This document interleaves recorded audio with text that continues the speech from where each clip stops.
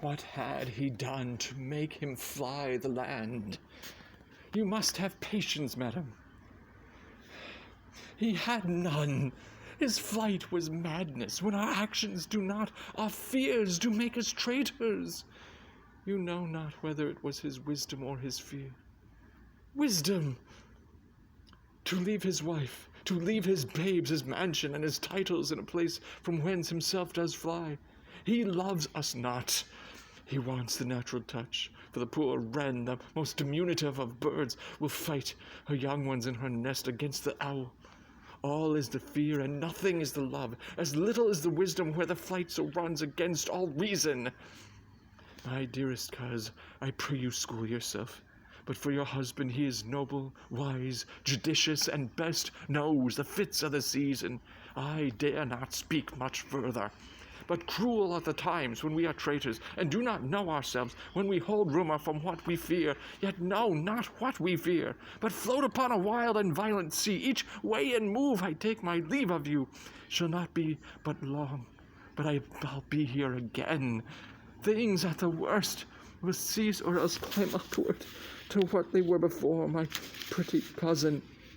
Blessing upon you. Fathered he is, and yet he's fatherless. I am so much a fool. Should I stay longer, it would be my disgrace and your discomfort. I take my leave at once. Sirrah, your father's dead, and what will you do now? How will you live? As birds do, mother. What, with worms and flies? With what I get, I mean. And so do they.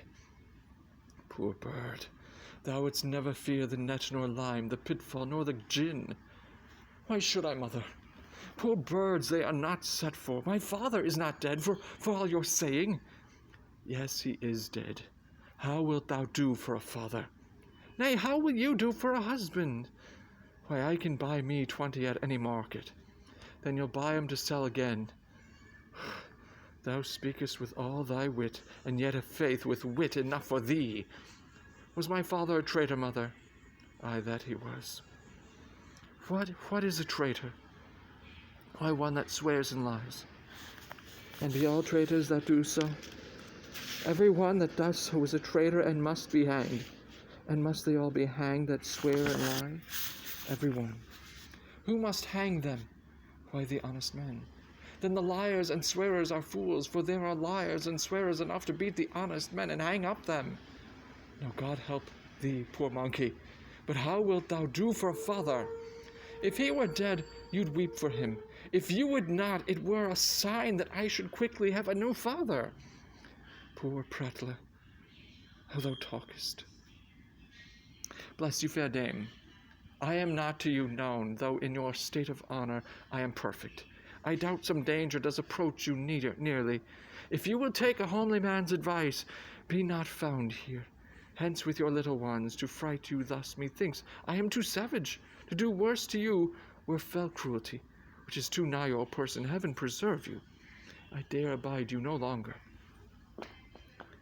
Whither should I fly?